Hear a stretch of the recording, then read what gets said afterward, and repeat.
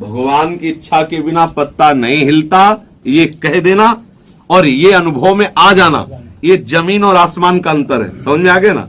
जिस समय अनुभव हो जाएगा कि आपकी इच्छा के बिना पत्ता नहीं हिलता, तो ये बात जो जान गया, या रहस्य रघुनाथ कर बेग न जाने कोई, और जो जाने रघुपति कृपा तो सपने मोह न हो।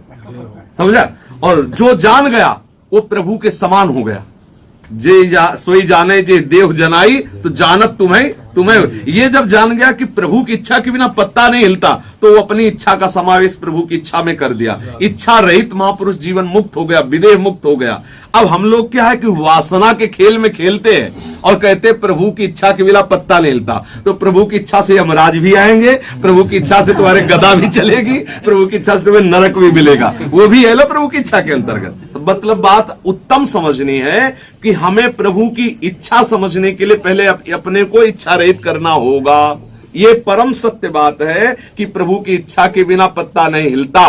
पर यह बात अनुभव में जब तक नहीं आएगी, तब तक आपके अंदर काम की इच्छा, क्रोध की इच्छा, लोभ की इच्छा आपसे क्रिया कराती रहेगी, और आप उसकी पुष्टि इस बात से करते रहेंगे कि प्रभु की इच्छा थी तभी ऐसा हुआ। काल ही कर्म ईश्वर मिथ्या दोष लगाए। महापुरुषों ने सब कुछ खोल के कह दिया है, ये बात समझनी है।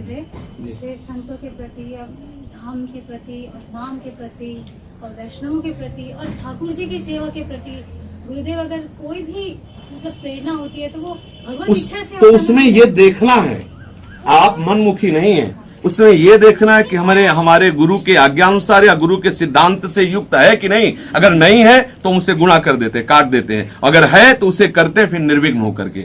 मन में जो इच्छा प्रकट हो रही है उसको उसी तरह करने का अधिकार केवल सिद्ध पुरुष को है, क्योंकि वो कामना रहित हो चुका है। अब उसके हृदय में जो इच्छा होगी वो शास्त्र और भगवान से प्रेरित होगी। अभी हमारे हृदय में, मन में बहुत से चोर बैठे हैं जो अपने को भगवान साबित करवा रहे हैं। काम है, क्रोध है, लोभ है, मोह, और वो इच्छाएं प्रकट करते हैं। तो अभी हमको जांच करनी, क्योंकि हम सिद्ध नहीं, हम साधक हैं। तस्मात् शास्त्रम प्रमाणम ते कार्याकार्यो व्यवस्थितौ।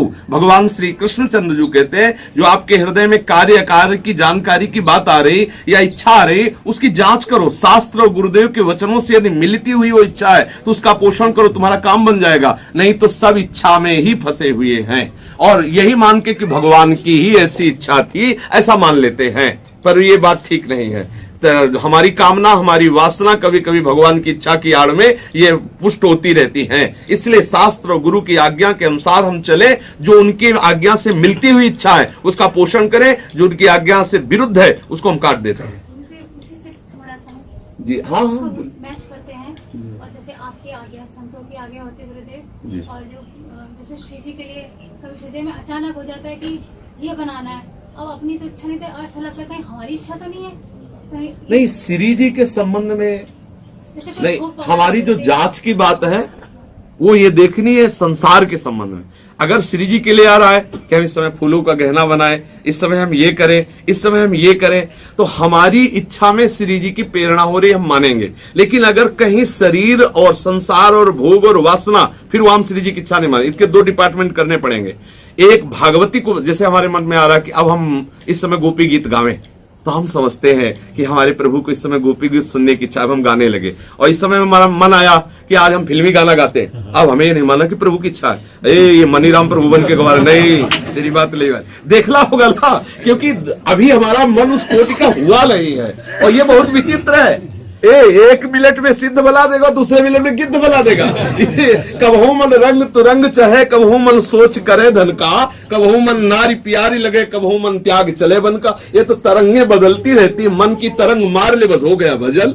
अगर प्रियालाल के संबंध में आ रहा है तो उसमें ज्यादा विचार करने की जरूरत नहीं। लेकिन शरीर और स्वयं सुख संविधान के विषय में कोई बात आ रही, तत्काल उसकी जांच करो। व्यवहार में तत्काल जांच करो। तस्मात् शास्त्रम प्रमाणम ते कार्याकार्यो व्यवस्थितौ। हो जाएगी ना।